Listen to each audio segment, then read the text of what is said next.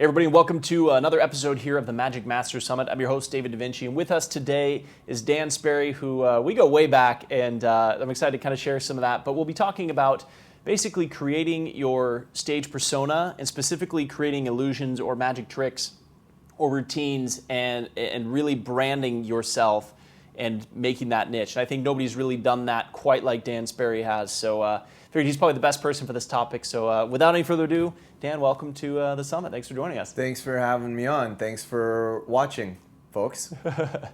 Nice. Well, let's start with the very beginning. Because I remember meeting you in 1998 in Hollywood. Yeah. And I think we were like 14, 15, somewhere right in that range, maybe 16. Yeah, no, we were 14. 14? Yeah. It's pretty young. Yeah. And I remember going there, and I had no idea what to expect with the Magic Convention. I did like a 3.5-minute Dove act, and what I did was like solid, but it was too short. And I had no idea that it should be closer to 8.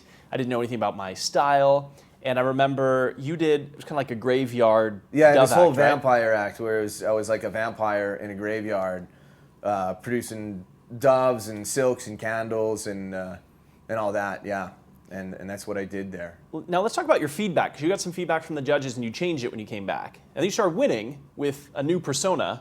Yeah. And then that evolved to where you are now. But that feedback that you had was like, maybe share some of that, because it was, if I remember right, like they were saying like, oh, you're too dark, you're not going to make it. Yeah, I mean, that was basically what they said. Now, I was coming from sort of the same place that you said, because I mean, I'm from Minnesota, you're from Washington.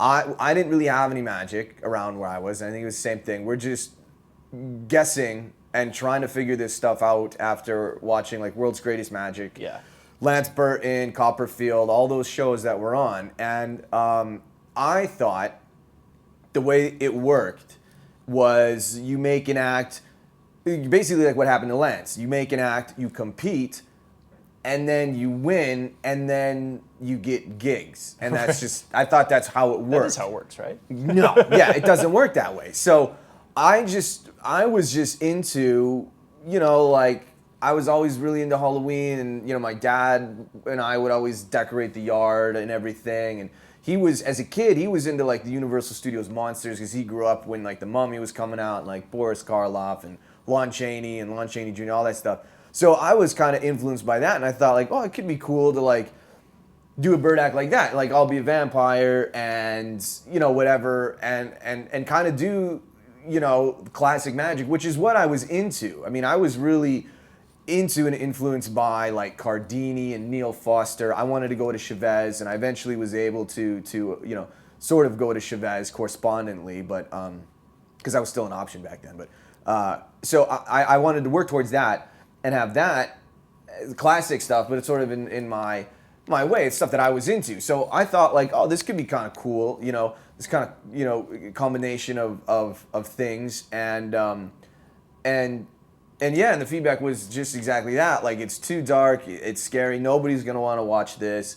And so I also didn't know at the time either that majority of the guys judging the contests are just old guys that they literally find the morning of. Yeah, like, I didn't realize that either, man. Yeah, and so they really don't know what they're talking about. They have no further real-world working experience. I mean, rarely. In the finals, if you get to, like, the big finals, then they call the favors on, like, the real magicians.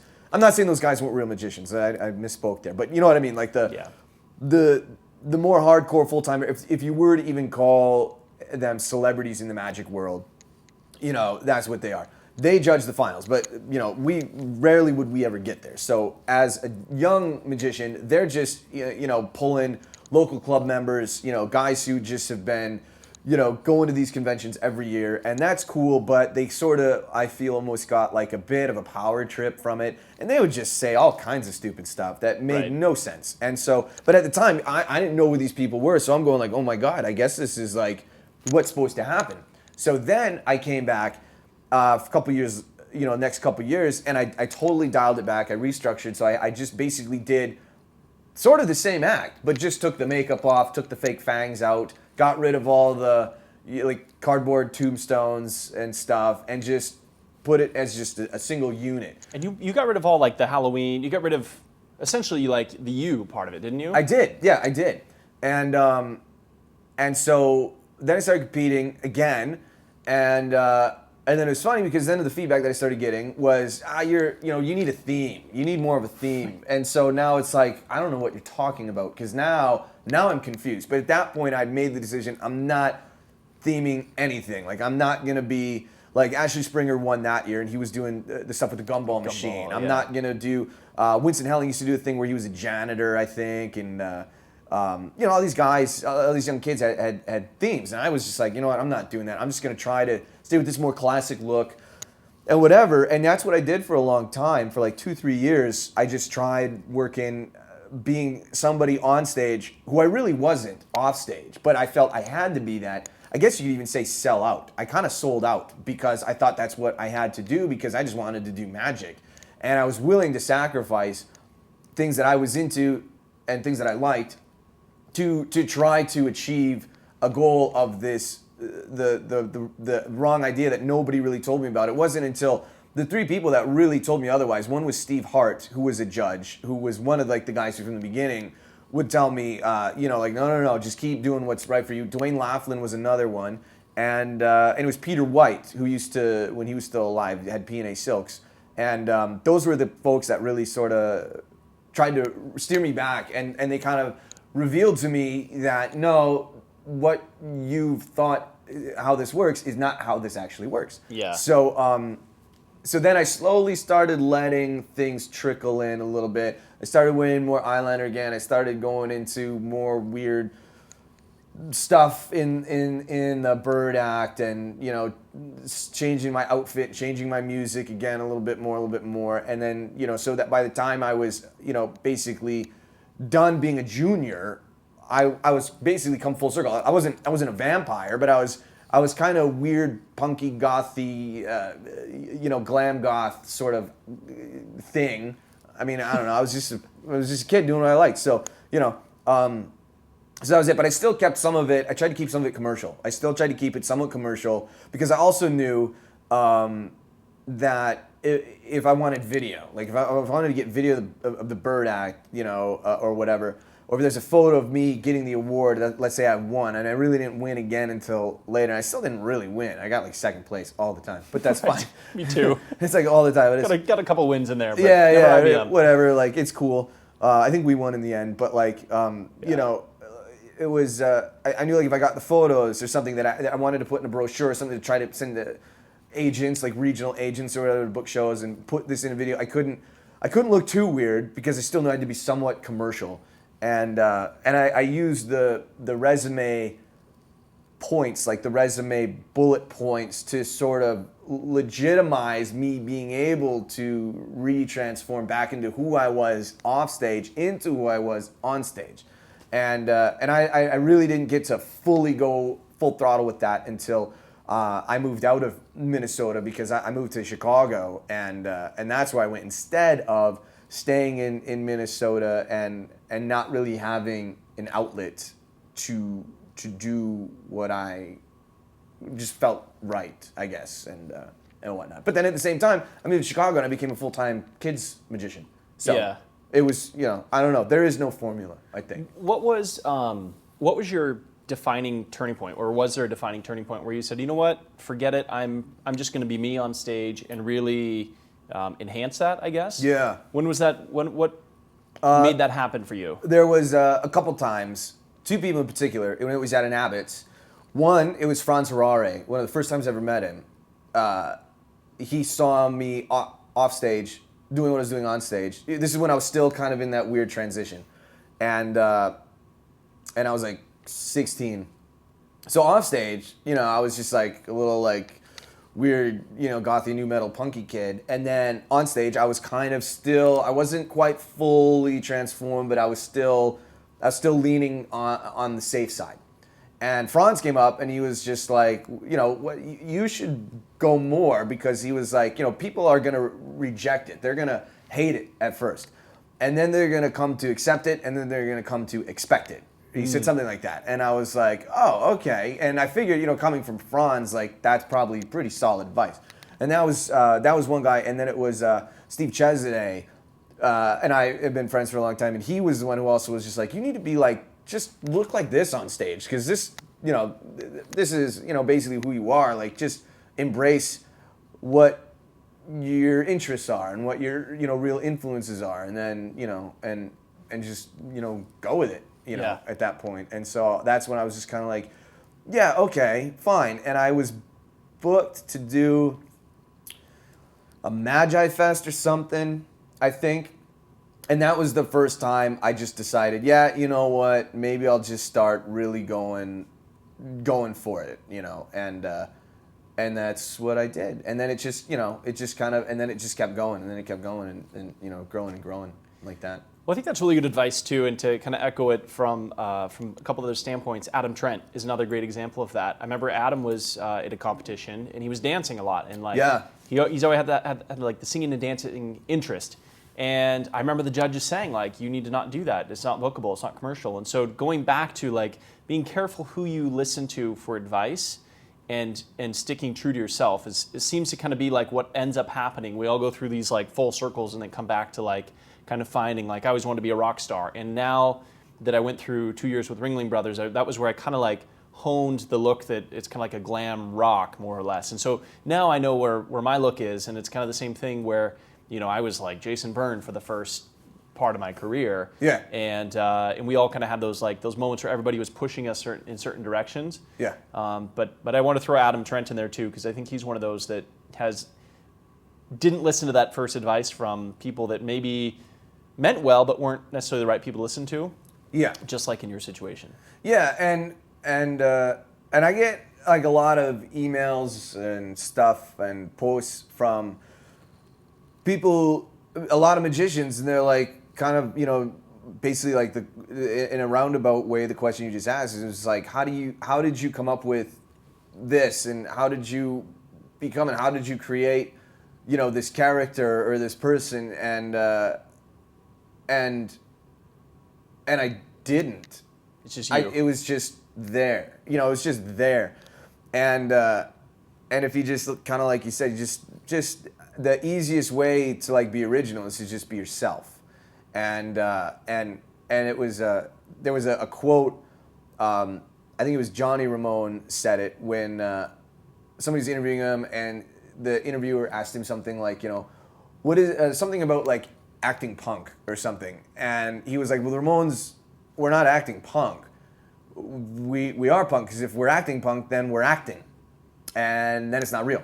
So I remember reading that too and being like, yeah, I don't want to act like something on stage, because then I'm acting. Now, granted, there'll probably be people who are scholars in the magic industry who say, well, Robert Houdin once said that part of a magician is he's an actor playing a part of a magician or something like that, and which is fine. But like, I think that's a different viewpoint. But you don't want to act like something you're not, And there were a lot of, I think, acts when we were coming up in that went to like a Fitch workshop, and again, I'm sure Bob Fitch had like the best intentions at the time, but they'd go go to a Fitch workshop, and you could tell that they came from somewhere like that. They went to some camp or weekend, thing, and they got something put in their head, and then they come back with this weird routine that like was so over the top of like, what are you doing? You're acting. Now they're acting, you know what I mean? Stuff like that. And it was just like, you just knew, but then the judges loved it because it was probably really cute, and then it won.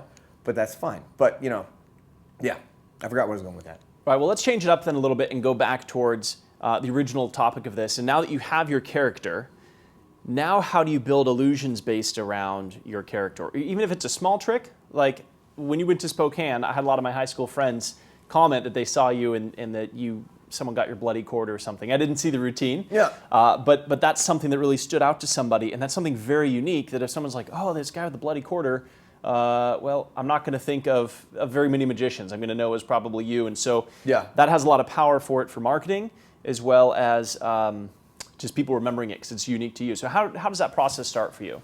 It originally happened by accident. I didn't really know about sort of like implanting sort of like sleeper agent memories in the audience. I just did stuff that I liked, And that's what I kind of still do. Like in my full show, like I still do down and dirty, plain and simple. I do the original Al Schneider Matrix. And then I go into a Shadow Coins. But I like it. There's a certain Nine Inch Nails song. It's called Right Where It Belongs. And I thought like that just makes sense because I remember listening to it and just being like, man, this would make sense for like a Matrix because everything goes right where it belongs, and like they all go together. And so I just do it. You know what I mean? But that's just it. There's nothing special about it. It's just that's it. It's Al Schneider's Matrix going into Shadow Coins, and I mean it ends in my version of Explosion. So for example, it's a special thing that I created that instead of doing the Dean Dill style, I just kind of like snap and they just kind of just whoosh, it's just now there's just tons of coins all over the table. So there is an ending. It builds to a recognizable climax, but that's not gory. That's not crazy, that's not borderline offensive, that's just not, that's not that, but it's something that I like. Yeah. But it's from a song that kind of spoke to me that I have always liked, and it just fit. So that's one example. Now you have the other extreme where, for example, I used to do this thing where I walked through, instead of walking through a fan, I had this illusion that I was like, I don't want to walk through a fan. I would walk through I want it to look like something from Saw or like a weird pig grinder machine thing that you throw an animal carcass through. And so that's what I had, designed and built.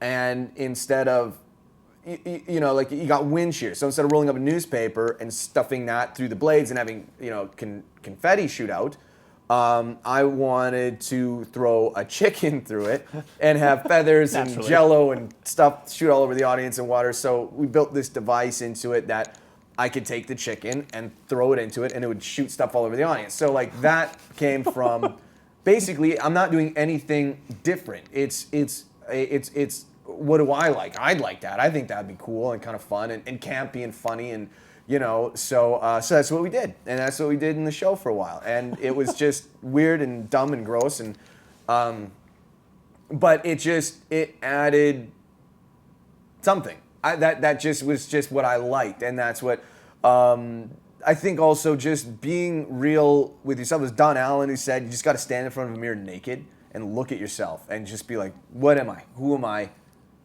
Where do I come from? Who are my people? Know your market."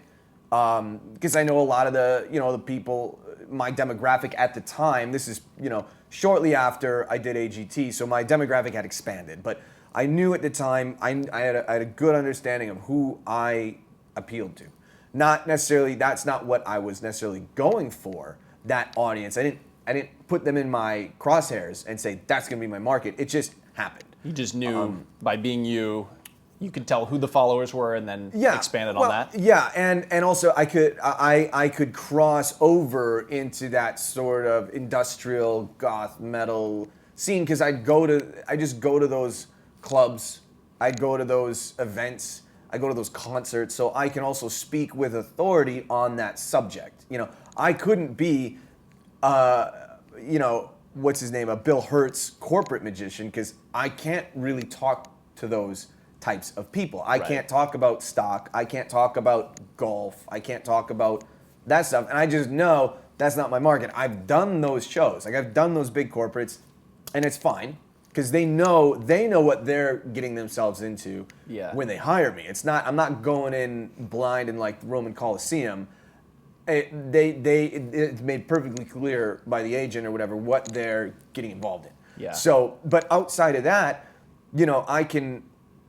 I just know my people. And that's one thing that gets me in trouble a lot right now with the illusionists is because I don't really write or create things. I just sort of let them happen. So, for example, what am I, like, so the coin thing, right, is a combination of a couple things that people have put out, but I've found a way to make them all talk to each other and work together. It's not one single routine that's out there. It's several put together to create sort of in the same mentality we probably used to build our dove acts and stuff. It's just like that effect could be one, but if you create something with it, and these are all things that I saw that could talk and work together, And then I don't really have, I really don't really script.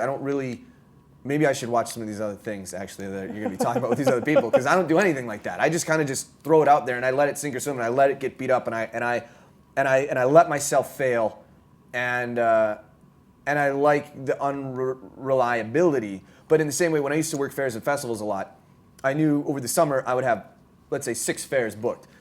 Between 4 to 8 days at a fair, doing 2 to 3 shows a day, I could go in with silk to egg, very basic, no presentation, no routine, maybe no real music, and I know by the end of the summer, I'll have a solid silk to egg routine, you know. Yeah. And that's kind of what I do with stuff on the road. You know, I'll let 2 or 3 new things come in, and I'll just throw them out there, and they're gonna suck at first. Like they'll probably be fine. Yeah. But I know by the end, I will have created and I've found the little things to say.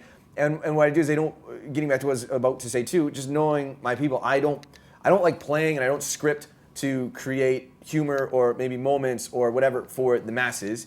I like to play to the 2 people. I like to Easter egg things and play to the 2 people so they really get it, like they know it. So like example, like I want those people in the audience to feel like they're too cool for the room. You know, I want them to feel even more special because nobody else got what I just said, but they got what I said. Yeah. And they now feel, oh, yeah, I know what he said. So example is like during this coin bit, I need to lay a towel down. And I say, all right, I'm gonna put this rag on the ground because it really ties the room together. And that's just a line from Big Lebowski. If you've ever seen Big Lebowski, it's about the rug. The rug really ties the room together. So I say that, and I know when people get it, because I'm a Coen Brothers fan, I know they're a Coen Brothers fan, and then I'll say, all right, go ahead, get on the rag, and make the lady stand over on the rag, and that's a woman joke. So like, that's a woman problem joke. But but I don't throw it out there and make it. I don't set it up as a gag. I don't set it up as a waiting for a punchline reaction from the masses. It's the people that if they get it, they get it. If they don't, they don't. But we're gonna keep moving, and that's it. But I really play fast and loose a lot, and I just wait and see what works and what doesn't. And sometimes it works, sometimes it doesn't. But I just kind of keep mental notes as I'm going, and like I said, it's just stuff that I like. There are things that I'd love to do that I've seen other guys do, and I can't do it. Linking finger rings. I've been working on for probably like 3 years, and I've got like tons of different linking finger rings. I think it's such a great, really pretty, like so strong routine, but I haven't, and maybe someday something will just click, and I'll be playing with it, and I'll go like, that's what I need to do. But, similar to Matrix, I've done Matrix for forever, since I was a kid, and Shadow Coins, and it fits with the song. I haven't found that thing yet for linking finger rings, and again, I might never, but I'm not giving up on it.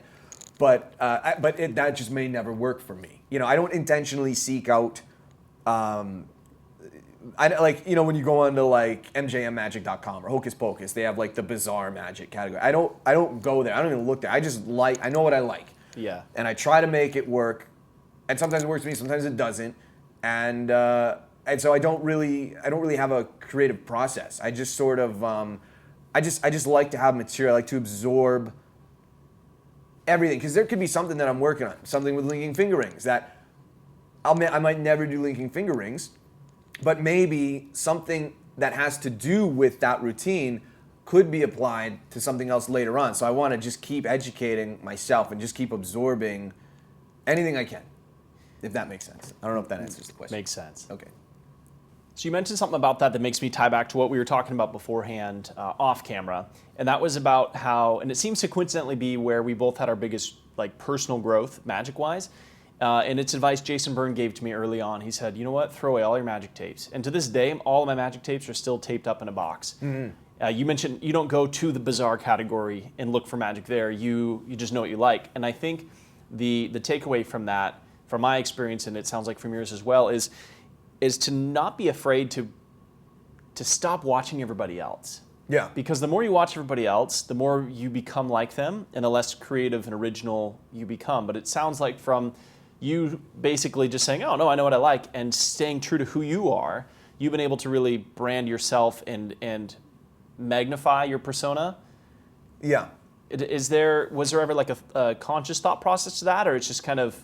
No, I mean, I remember, again, getting back to Franz, I remember Franz telling me a similar thing, and I think he called it cerebral hygiene, is the name he had for it. And he was just like, don't, like, don't be insulting to the art, which, isn't necessarily what we're doing, but it's just like, don't be like, oh, no, I don't watch magic, Yeah. Be aware, but like, I'll still go watch Copperfield, like, every chance I get, because he just is doing some amazing, profound stuff. And I'll still go watch shows every once in a while, but like I'd much rather go see a movie or a concert or go to, I don't know, go look for aliens in the skies or go on a paranormal investigation. That's other stuff that I'm interested in that feeds that creative outlet, but it's not. It feeds it because you can also bring that stuff in as an influence in a different way, like, I mean, my chop cup routine, it's chop cup, but there's, how everybody says, this is the oldest thing, it's on the pyramids. Like 60% of the buildup of my chop cup routine is just about how the Egyptians didn't build the pyramids. It was alien technology that built it. And it's still just chop cup. I have no pattern of like, ball goes in my pocket and then snap, it goes back under the cup. You tap the cup. It's not that. It's just me going like, this was a game that they play. But I just feel like I get excited about the idea that, because my dad used to be a biblical archaeologist, so I remember hearing about this stuff when I was a kid before it became like sort of a thing now. But like, the pattern is just because I get excited about it. So that's my chop cup pattern, is just talking about the theory of how aliens didn't build the pyramids. Well, how were they built? Well, one theory is that, and it just so happens to be that there's a magic trick happening down here, and I don't really have, but that's an outside influence. That's not magical. That's not, or not magic related, but it makes, I'm not saying it makes me interesting, but it adds another interesting level. Yeah. To what I feel. It makes another interesting level to what I'm doing. To be able, because even if they don't care what's happening with the magic trick, they might be thinking to themselves, I never heard about that you were talking about something where you said, what was that? So now I can actually have a conversation with somebody and have a real conversation, which I think is also important, because if you get too deep into magic and become too much of a geek, I remember, they've done very well for themselves, and I don't know, I don't want to sound like I'm being critical, but I remember when the Buck Twins, before they really made it on, e-commerce and stuff, you'd see them at conventions, and they were the most introverted, like, they looked like they were probably killing people outside of magic, because they would just stand there and they'd have these big eyes that would just kind of like look at you, and they would just cut cards, and that was great, but they looked like they were freaking serial killers. I remember what seemed like the first convention they ever went to, their eyes, like you were saying, were just like, whoa, they were so into it, and I know what you're saying. No, they look like psychopaths. Like, they look like they need therapy, like they need to talk about something that happened, like they're killing people, or the neighborhood pets, they're doing something, like, or they're building a bomb in the garage, and it's gonna be Columbine Part 2, and it's gonna be the Buck Twins or something. And so, like, you can't do that, Granted, we were younger then, so we don't have, maybe the social skills aren't, already with magic, usually our social skills are pretty crap, but like, right. They haven't been developed yet. But I remember just looking at that and just being like, whoa, they probably look at me going, this guy looks weird. I'm looking at them going like, God, they look weird. And, you can't really talk to them. And I'm sure now it's fine. I'm sure it's fine now. But at the time, it was just like, whoa, so you can't be that guy. You can't be that magician. David Neighbors was another one I remember. Really great close-up, really great coin work, but like the dude looked like he killed people. Yeah. So there's that. Don't be that guy. So transitioning out of killing people, how have you found that your persona, being as distinct as it is, how have you found that it's been able to help you get gigs? Because you've had some pretty high-profile stuff. Yeah. And how has it hurt you from gigs? Well, I know it has hurt me because I still get the requests of, yeah, we want to hire you, but can you tone it down a bit? Can you dial it back? Can you not do this? Can you not do that? And for a while, I would still do that. Now I'm starting, even to this day, I'm still getting that request, but now I'm getting more confident about putting my foot down. Because someone once told me about, I think they were running sound for Daniel Tosh's tour. and he was doing some, I don't know, some stupid liberal, safe place, stupid college that gets offended easily or something, and they cry to their mom and dad with their trust fund, wiping their tears with their trust fund. And so, like, they asked him, could he dial it back? Like, same sort of thing. They were like, could you, dial it back a little bit? And Daniel Tosh was like, no. Like, you hired me for a reason. Like, this is what I do. Whatever, like, people have bought tickets or something, like, now, I'm not comparing myself to Daniel Tosh. I'm not saying I could sell out arenas or whatever like Daniel Tosh, because I can't. But, like, it's that same sort of, like, would he have been Daniel Tosh if he said yes to all those times people asked him to tone it back? No. And, and that's kind of what I started thinking about, too, is, like, all these other, people that I looked up to and stuff. And granted, the success is all relative, but Misfits was a band that I looked up to a lot, and I remember listening to when I was a kid. And they would wear sort of horror makeup and stuff. And if they did, I don't know, clubs or whatever where people said, oh, can you maybe not wear so we're doing an all ages show. This might be a little scary. Then no, you can't do that. Yeah. So I started sort of now putting more of my foot down.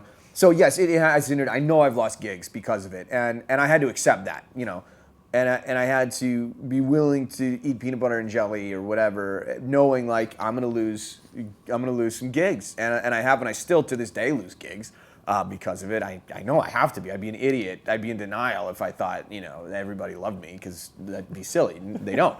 And so, but in terms of helping, it's helped when it mattered. Like when it counts, it counts. And I still get a lot of flack from more so magicians in the industry. Like I still use the "Magic no longer sucks" tagline. And I remember Jay Sankey would just not leave me alone on Twitter for a while about it. I kept ignoring, which probably just wound him up even more. But like, it's just a tagline. That's all it is. Like it's like how many pizza joints are there that say the best pizza in the world? Like that's not arrogance. It's just a tagline. Yeah. Like read a book, man. This is what we're saying. Like get your head out of magic, and get your head into the real world. And that's just how it works. That's how it works. And so but so for Magic No Longer Sucks, I've gotten booked because people have looked through an agent's catalog or whatever. Here I'm on the pitch for the event, and they've said, "Man, well, what's that about?" And more than a handful of occasions, I've heard that I got hired not necessarily because of that, but that even just that simple tagline has made me stand out. And I knew when I started using it, I was gonna get flack for it. Yeah. And I still do, but it's just like, but it's sticking to who you were and who, what you felt. It was like the vision. It was the battle plan. It was all calculated. It's not all willy-nilly, for the sake of whatever. It was to really perpetuate and try to get this thing going, whatever this is, career, brand, etc. At the time, I didn't know what brand meant, but or really what it was. But I've grown to realize what it is and how important it is,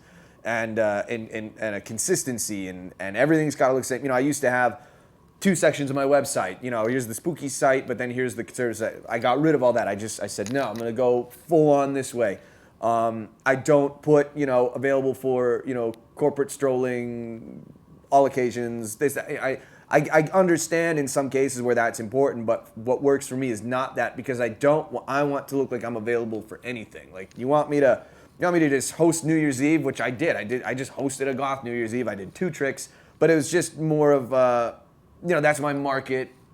That's what I can appeal towards, and that's just just being a brand or a figure.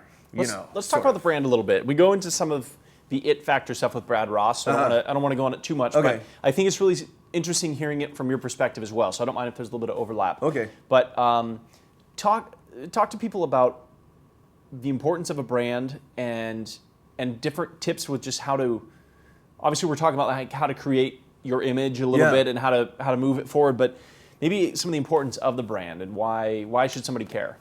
Yeah, I mean it's you said you mentioned the guy with the quarter.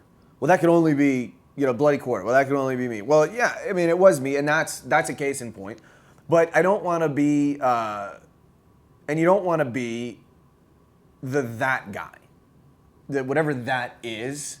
I think you just and there's a lot of this in Tarbell, and a lot of this sort of wisdom that's in Tarbell still stands true, even though it's really old. And I think it's on page 46 of Showmanship for Magicians.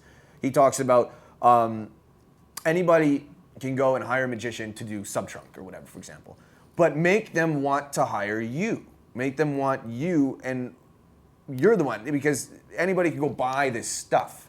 Anybody can go create this stuff, but make them want to hire you, and so having just, I think, an overall look so that if I set down a prop, people would know that's that guy's. I'm using the word that, but in a different situation.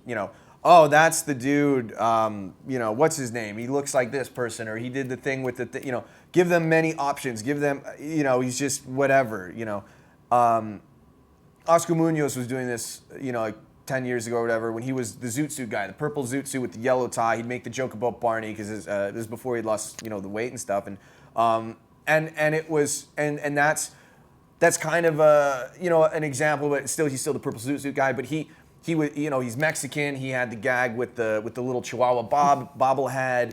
He had the zoot suit, which culturally came from sort of that sort of thing, and it was, and it all worked, and that was a great thing. And so the branding thing was just something I just observed bands. I observed other just creators. Tim Burton, same sort of thing. You can look at something and just know, like, that's a Tim Burton thing. Yeah. Artists just in general. Goddard got really popular about 5-6 years ago, making all the stuff with the olives. He's the olive guy, but I'm not saying you want to be that, but you can just look at something and just go like, that's a Franz Harare prop. You don't want to talk magic, and getting back to Franz, you look at a prop and be like, that's a Franz Harare thing. You can just tell by looking at it, you know. And it's important to have something you can evolve with too, because Copperfield, he has a brand. You can look at stuff and be like, that's a Copperfield thing. That's definitely a Copperfield whatever. But he's not the same Copperfield he was 15, 20, 30 years ago. But that just everything, that flow, that whatever that evolution. Yeah, that evolution, whatever that mojo is still there. And again, I think that just comes from being, true to yourself and who you are, what are you into, and looking to those things that help make you who you are. And Disney, what's a Disney thing? That's a Disney thing because you can just look at it. You look at Disney animating stuff 40 years ago. You look at them animating stuff now. It's a huge difference. They've evolved. But you can still tell. You can still tell that tastes like Disney. You want to make it taste like that. So what if somebody, and this is a little off the cuff, what if somebody's a birthday party entertainer? Yeah. Because we have a lot of kids show performers. Mm-hmm. How would somebody in that market really become unique and brand themselves? Well, what I did, like getting back to like when I was in Chicago, what I did is I knew when I moved to Chicago, I had no client base. But I knew, like, well, I used to do kids shows all the time. I could easily jump into that market. And so what I did is I knew, there were guys doing Die Box. There were guys doing Miser's Dream, Mismade Flag, whatever. So I started thinking of, like, all right, well, looking at how I am off stage, how do I bring that into a kid show? Because it would be very scary, to hire somebody like that. So I figured out ways to tone it down, but still find a look and find whatever the thing is. The example, sponge balls and balls from mouth. I remember, I grew up on Ren and Stimpy and South Park and The Simpsons, and so I know kids like boogers and farting and poop and pee and that stuff's just funny to them. And so I wanted to create and alter stuff that maybe revolved around things that I knew kids thought was funny. So balls from mouth was something I used to do. And I ended up creating it as I would pick my nose and eat my boogers. So there were these green sort of weird sort of things. So just creating just a whole thing. Like, I'm not saying I was the gross nose picking, fart peeing magician, but I would play at the kids level. I knew also though, but I had to maintain authority because, as you guys probably know, parents, no matter what you say, they'll ditch you and they'll go have like a Bud Lime Rita or something while you're having to babysit for a minute. So I had to sort of be like the substitute teacher is kind of how I felt. So I was like, Man, if it's sub CG, so I'm gonna be like the spastic, because I drink a lot of coffee and stuff anyway, so I'm usually hyped up on caffeine. So I was like, I'll just embrace that, and I'll just be like a tweaker. Like I could snap at any moment, and so it's managing by fear. But I also started letting things slip in that the adults would find funny and that the adults liked. Yeah. And because usually these kids, only one or two belong to the parent. The rest, the parent's babysitting too. And they can't reprimand the kid, but if I reprimanded the kid, I'm the scapegoat, so now they like me. Yeah. And so it was just, the clothes I'd wear, I wouldn't wear a vest with balloons on it. And I'm not saying there's anything wrong with that, but I wanted a whole look. Same thing in what I'm doing in my regular show now. Back then, it was all just about a look and a feel, and it comes down to textures. Some guys put a lot of diamond plate on stuff, colors, textures. You want to hit as many of the senses as you can. Like I would have. I would do at the end of this Balls for Mouth thing. I'd steal in the Gary Darwin bit of stealing the dove out of the tissue box. Tony Clark put it out on his Dove DVD too, but you steal the Dove out the back. I would have silly string, so I'd blow my nose and I'd shoot green silly string all over the audience. So it's texture and it's it's sort of like Blue Man before Blue Man, I guess, in a way. But the silly string, I'd build boogers all over the audience, and then pee would come out of one of the birds, and then the bird would poop, and I'd throw the poop at the audience, and it was just like all this stuff. And so sight, sound. If you use music, the type of music, it all just comes together and creates just that thing, that brand, that whatever. But it is important because when it comes down to like merchandising. So say you want to start selling, I get a lot of people, a lot of magicians and stuff that'll be like, so I'm thinking about selling my own T-shirt after the show, blah blah, or I'm thinking about selling, my own DVD after the show, and stuff, and they're buying. Not there's anything wrong with the instant author kits, but you can't. If you're investing that much into your show, forget the instant anything. Like you got to go 100%. Everything's got to be from your business card to your promo kit to your DVD, whatever. It's all got to look the same. It's all got to be professionally done. And so like when I first made my first Back of the Room DVD, it wasn't easy magic tricks you can do with everyday objects, blah, blah, blah. I called it Snitches Get Stitches, Good Magicians Never Tell the Secrets or something. So it plays off that stupid, Snitches Get Stitches thing, but it's just like, I wouldn't have a DVD that's called Easy Magic. That's what my DVD would be called. And it was a picture of me on the cover giving a whispered thing and my mouth was all stitched up. So it looked like really weird. It didn't look like your normal kid's It DVD. didn't look like a DVD that you'd sell to teach magic tricks, but I wanted it to almost look like a graphic novel or an album cover or a movie poster or something like that. Like we were saying earlier, don't just look at what all the other magicians are doing. Look at what other successful people are doing, not even just in entertainment, but in any sort of product. Any sort of whatever. Like the best thing too is now we got cell phones. You can take pictures, take video, so you could be at a Starbucks, maybe Starbucks has a new campaign, and you're like, man, I can kind of steal that. There's a book called Steal Like an Artist that talks about sort of this sort of thing. And what could you take from that and adapt it to your market and your brand to sort of perpetuate on all levels? That's great advice. Yeah. So now that you kind of know what you want to do, can you show us some examples of how to tie it into props? I know you brought a bag of stuff. I haven't. Yeah, seen I brought it yet, like some. I don't really know what we're doing here, so I didn't read the emails. Sorry, guys. But so for example, all right, this is just some stuff. Like I know everything's so digital now, but I keep stuff like this all the time. Like, this is great. I don't even think they make this magazine anymore. It's kind of high fructose, but like this is art that I like. In my house, this is the kind of art that I buy. I go to galleries.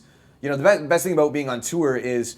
Going and finding galleries and dirty little bars or clubs and just seeing what's on the walls, what's scribbled in a bathroom even, at a truck stop or something. So I keep these and I'll just keep them out in my office and I just kind of flip through them every once in a while and, I'll be like, like this right here, like, I don't know, this could be a cool promo photo thing or something that would appeal towards what I'm trying to do, with where my market goes, and like I was saying about Tim Burton earlier, this is one of the books when he was starting to put out all his art. This is the art of Tim Burton. Obviously I've had it for forever. It's super dusty, but like, thank you, birds. But like, it's it's all all the stuff that I can look at and just feel an emotion that I want to that I'm into, and I would hope other people are into that I appeal towards, you know. Well, it's interesting too because I've noticed the influence. Like when I've tried to explain your magic to somebody, I'm like, if Tim Burton and Marilyn Manson did magic, and it was cool to hear you say that because that's how I would even like identify you as an entertainer. So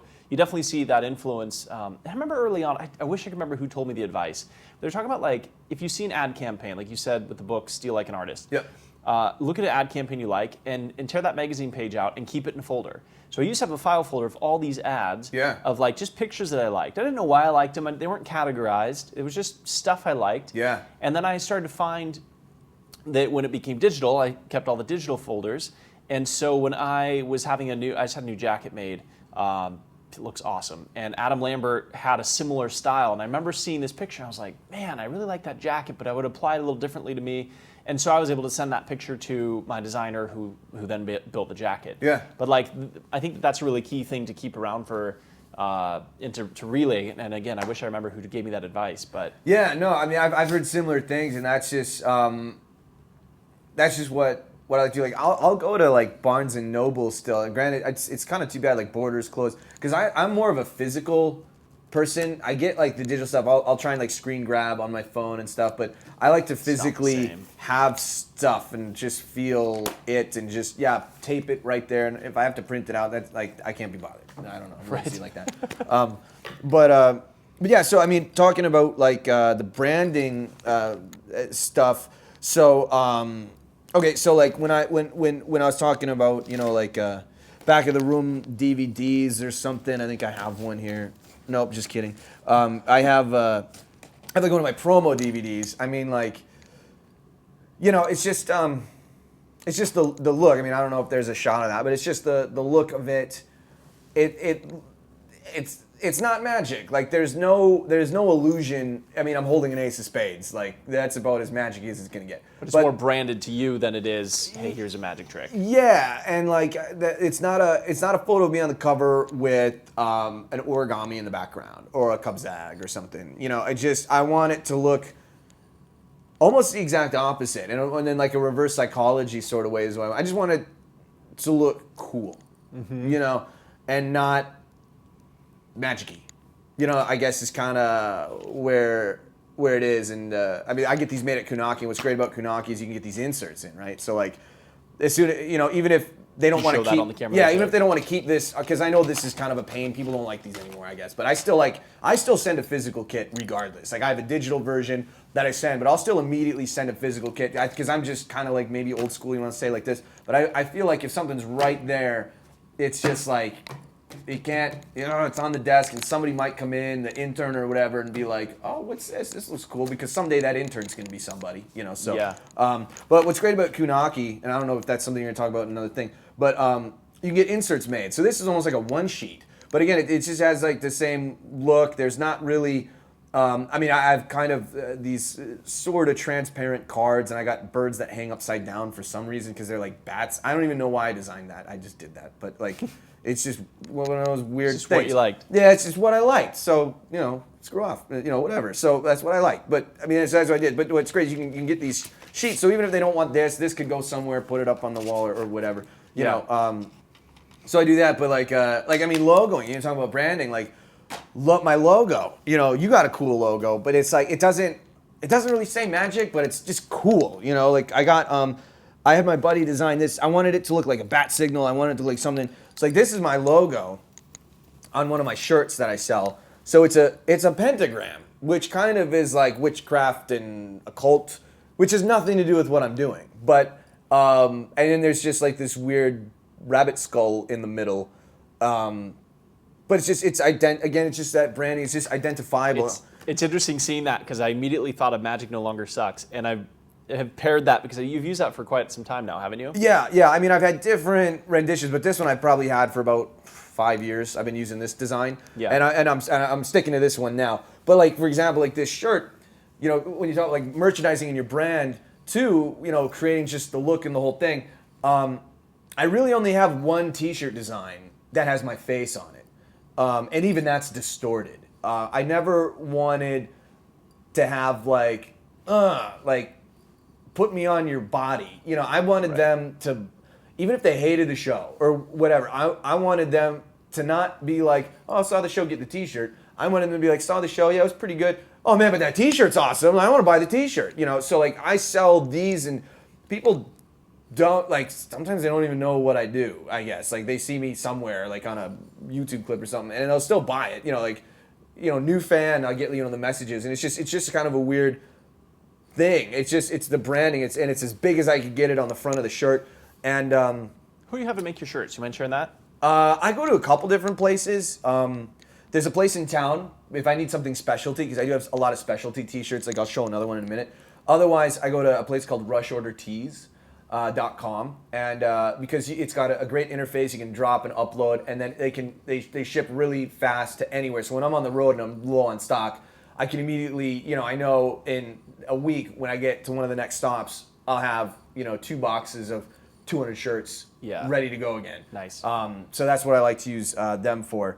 But what helps too, I've always never liked, and I've always had a problem with the merch pitch, because merchandising, again, getting back to branding, that's important. You can make a serious, decent, side little bit of money, doing your merchandising. And I've found the more I put into just being real and without apology and just going full on with the look and the branding of everything, that the merchandising becomes almost just as important as the show in all other aspects. So, you talk about the merch, like I don't really sell a magic kit. I don't really sell any of that.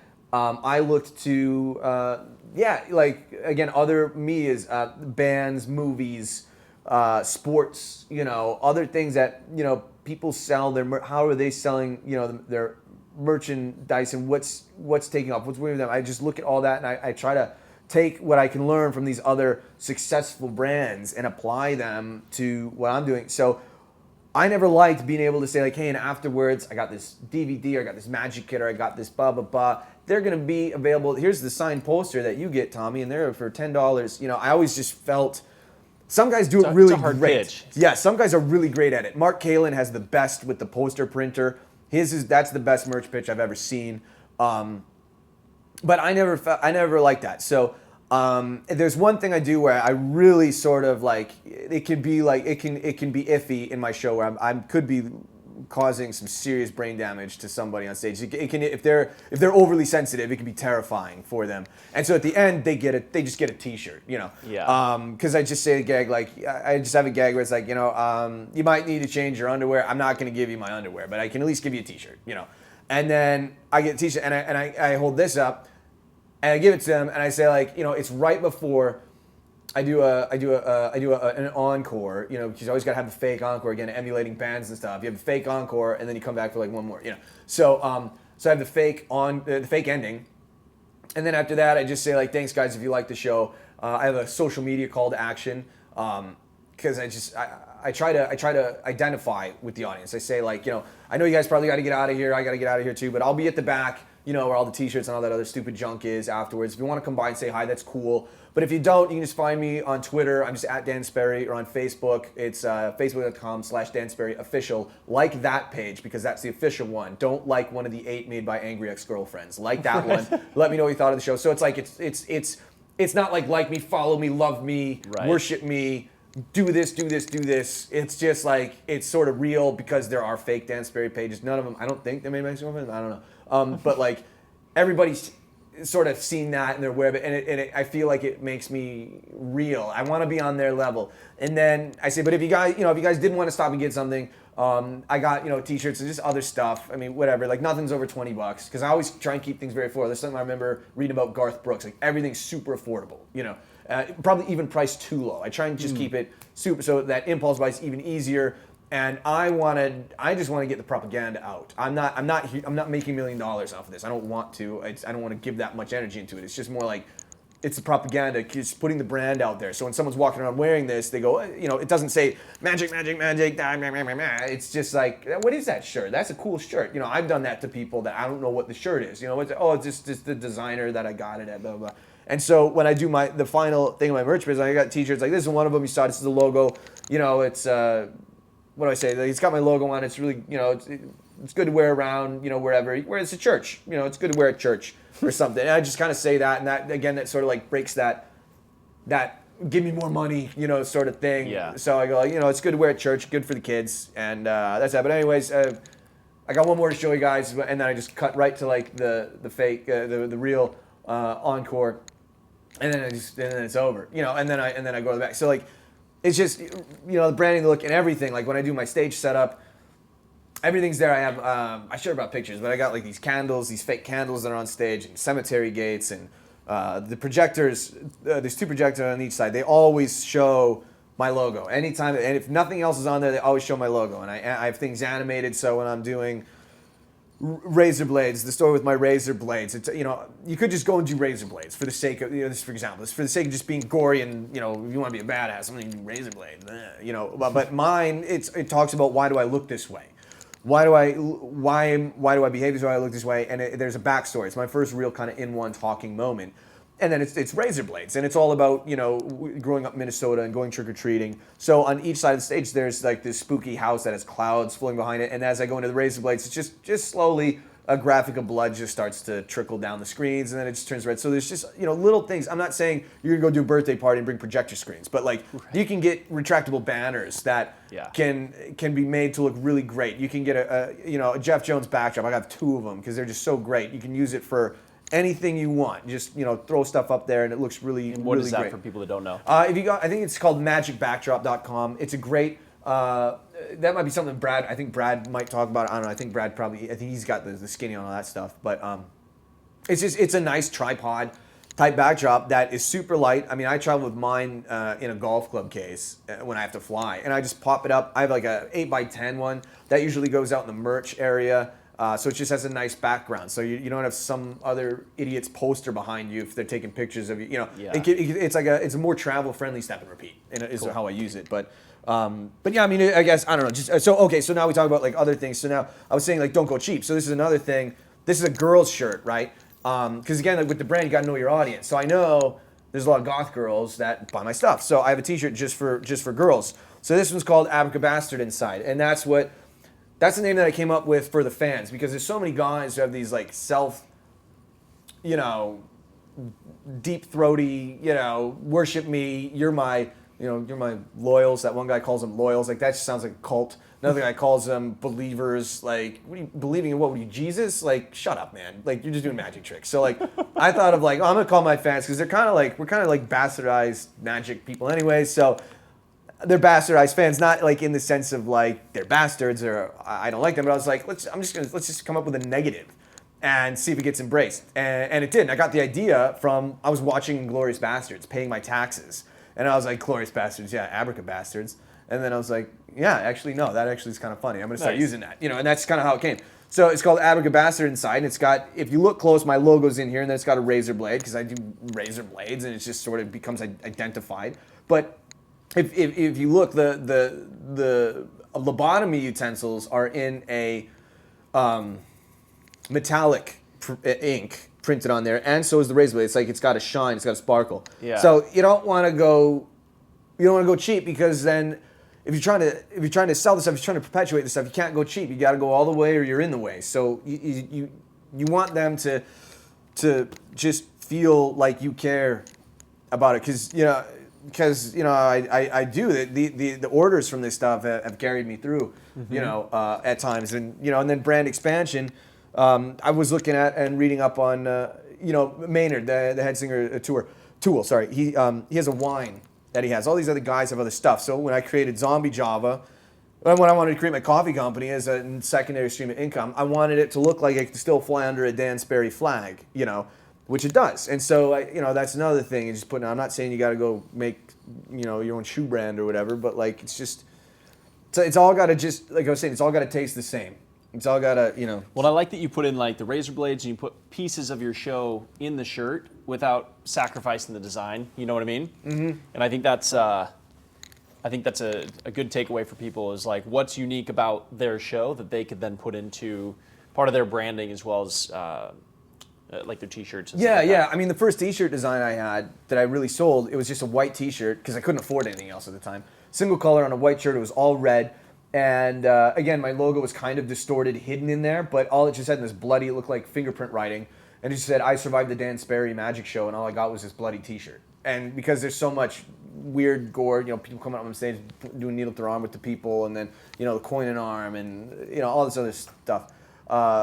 So it's like I'm making fun of myself. You gotta be self-deprecating in a lot of this stuff too. If you don't laugh at if you don't laugh at yourself, someone else will beat you to it, I think is the way the saying goes. So because in the end we are just doing magic tricks. We're not really we're not changing the world. Well, maybe we are, but I mean I don't think so. Dan Sperry is. Maybe.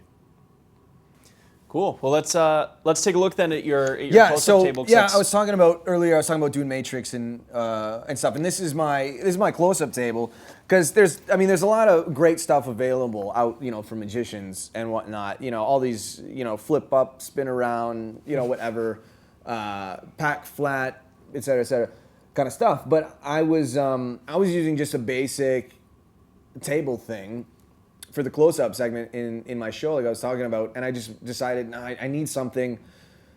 It was the moment where this thing would come out, and it didn't really look like anything else. In my show, that was the one thing that just bothered me. Again, it all has to taste the same. So, I wanted, and granted, too, let me back up. The tables I use are road cases. Like my road cases have stickers all over them. They're just road cases that I utilize as a table because that's what works for me. It kind of goes with the look. It's like, there's nothing really fancy about what I'm using. But then the table would come out and it just looked like, it just didn't look right, Yeah. So this is about as fancy as I get. And I just need to build. So, I mean, I came up with and built this, but I just wanted it to look like it came out of a house fire or something. This is just sort of, I would not have, like the table is just like a chrome type top, chrome base, wheels, et cetera. And it was just because it packed really easy, but it just stuck out. But this looks like it fits, obviously it fits your look, your theme, but making everything come together to still fit you is, I think, again, important. Yeah, and in the same way, like, I was saying earlier, you look at a Franz prop and you go, that's a Franz prop. I mean, I don't know if you look at this and go, it's a Dan Sperry prop, but I mean, it looks like something Dan Sperry would use. But, and there comes to a point too where, that next level stuff, whatever that next level is, depending on where you are in your career, you almost stop trolling the catalogs. Because at some point, you start to need things you because of how you travel, because of your venues that you mainly play, you start to need customized things. Yeah. And this is just another example of a next step up thing. Like I could have stuck with the Nielsen rolling table because they're great and they probably work for a lot of people. I know they work for a lot of people and they're beautiful pieces of furniture, but like it just didn't look right. It just wasn't working. For me, even. I doubt the audience really noticed, and that's the thing, though. No audience member had ever said, "Hey, that was really great, but that table, what was up with that? Was that a magic table? That looked weird." As if this doesn't look like, because really, where do you ever see a table like this? But like, it's a house fire, right? A house fire. I think a buck twin set the house on fire. But like, it was just the need for, again, just that detail, whether they recognize it or not, a subconscious thing, and that kind of, I think, comes full circle too about what I was saying with the Ramones. If you start, the audience, whether they're immediately aware of it or not, they know when you're faking anything, when you're not being genuine, when you're not, but when you're reaching. Maybe it's more like you're reaching to put on a certain persona, put on a certain way. I mean, you guys have probably seen, certain acts. I know you and I both have seen, we've been on the scene for a while. So we've seen these acts that come out and they try to be, maybe see them at a convention. Now you see them all over the internet. You probably have friends with some of these guys on Facebook even. They just don't have somebody to tell them, knock it off. You're doing it wrong. Yeah. And I'm not saying that in the same way that I had or you had people back to our junior years saying you're doing it wrong. But there is, you can't force something. Eventually, it's gonna backfire or it's gonna just collapse. I think it's just, and again, I never studied marketing. I never studied any of that stuff. I went to an art school, so, and it was barely that. Like, I don't know what my degree's even in or if it's worth anything, but like, it's just, I don't really know what I'm talking about. I just know what works for me, and hopefully it works for you guys, and hopefully some of this had made sense. It's just, I feel it just all comes down to just being real, and now more than ever too, especially with technology, with social media. It's so easy to be influenced and copy, and I think in a lot of ways too, we were forced to do things a certain way because we caught just the end of the generation that didn't have that. We still had to wait for something to come and record it off TV. We still had to get a book or maybe go on eBay and get a tour program or something. Now all that stuff's just out there. There wasn't Google image search. There wasn't any of that. And so it was a lot harder to even not know who you were back then because you still had to work to not know who you were. Right. And it's okay to even regardless of, and I'm saying this sounding like, like back in the day, but even if somebody's not young and starting, even if you're older and you've been doing this and you're looking to start over or refresh yourself or hit the reset button, it just kind of all comes down to, I think, just like I was saying, like just being real, and you can emulate in the beginning. It's okay to borrow from them. I mean, like you were talking about, like, watching Jason Byrne. Like I was watching Joseph Gabriel, and all these guys, and like I'm thinking, well, this is what I have to do, and like, okay, well, Byrne and Fruin and these guys, they got these weird toys in their act. I guess you're supposed to use toys in the dub act now, I guess, but it just sort of, we're just grabbing at stuff, and it's okay to emulate and maybe even to a degree copy in the beginning, but you gotta grow out of that. You can't rest on that, and that's what happens a lot, still to this day. And I think that's what my point was is it's easier to just lift things now because everything is so right in front of you. There. It's like so easy. What's that song? I'm gonna use it. Oh, I like that camera angle. I'm gonna use that. Oh, I like the way that he made that transition. I'm gonna use that. I like that song he used in his show. I like that prop. I mean, I ran into that with Joel Meyer about a year ago. Yeah, I'll say his name. You can bleep it out later, but you look it up on my Facebook. But all these guys that should know better. They should know better. They've been around long enough. You can't do that. Yeah. You gotta just. You're not gonna. When you at the end of the day, when you stop and quit trying so hard, I think it's kind of almost amazing how easy stuff starts to come. Because then once you just know. You know how you like your pizza. You know how you like your coffee. You know yourself better than anybody else. You're the only you, and that's the easiest way to do anything, I think. Yeah. Well, I want to end this way. We've been ending all of them, and Okay. that is, what's one action that viewers or listeners can take this week to get them in the right direction, or get them closer to being their own original self or creating their first original routine? I'll let you kind of answer either side of that. Man, you know what I still do a lot, and I don't know if this will work for you, but it's what's worked for me. So that's where I don't know if it'll necessarily apply, but I'll try and make it apply. So like we have to be on the road so much, we were talking about it before we were filming. We're kind of out of the loop. We miss out on a lot of things. Yeah. It's hard to just be normal and just be a person.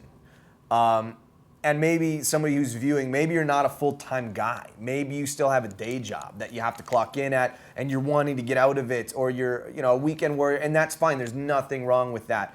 Like having a day job and whatever, whether you're working at Jimmy John's or whether you're selling cars or whether you're the president of the bank or whatever, and then you're doing magic, that's okay. There's nothing wrong with that because we have multiple streams of income, different application.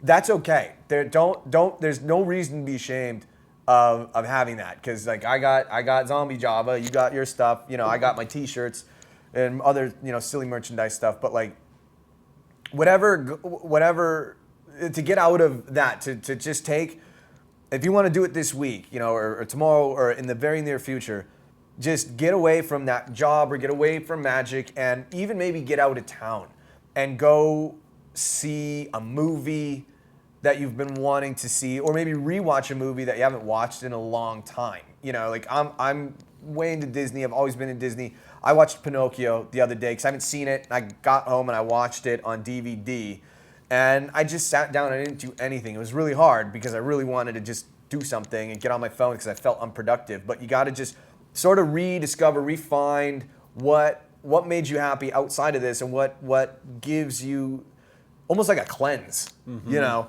on Monday I went and I bought a plane ticket.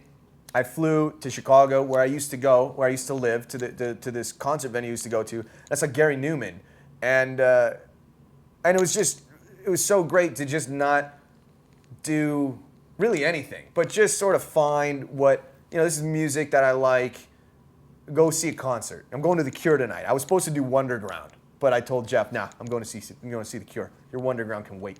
And so you gotta go just take that, unplug yourself from that, just run that race, the whatever, and reset, refresh, and then just sit back and sit in the car on the ride home, maybe sit in silence and just kind of reflect on what made you even like that in the first place, whatever that is. Not even magic, whatever that other thing is, and whatever, maybe you went fishing. Maybe you're not even going in. Maybe you're just like, I'm gonna go fishing, I'm gonna go hunting, or whatever. Yeah. I think that's what I like to do, and I find that I get re-energized in a different way. I'm not going home, I'm not busting out, a deck of cards and working on that, that next whatever Mark Mason thing or something. But I have a refreshed, like I said, it almost feels like a cleanse. Yeah. It almost feels like a cleanse to just be a normal person and be on the other side, be on the receiving end, or just be on the other side of the curtain or something for a while, and just for that one, whatever that one event, whatever that one thing is, go play golf, whatever, have that other little thing that you can go and just, reset, refine yourself, refine what can just clear your head and come back and start again and keep going or whatever. That's what I would say. I like it. Awesome, Dan. Thank you so much for coming out and joining us here. Yeah, man. Live from Vegas. And where can people, where do you prefer they reach out to you and find what you're doing? Your website? Social media? I don't even know if people go to websites anymore. But dansperry.com is the website, or facebook.com/dansperryofficial. That's the official one. And Instagram? Oh yeah, Dan Sperry on Instagram and Twitter, Snapchat, but maybe you don't want to look at that, and all that stuff. Perfect. Yeah. Awesome. Well, thank you. I appreciate it. And hopefully we get to see your show again soon. All right.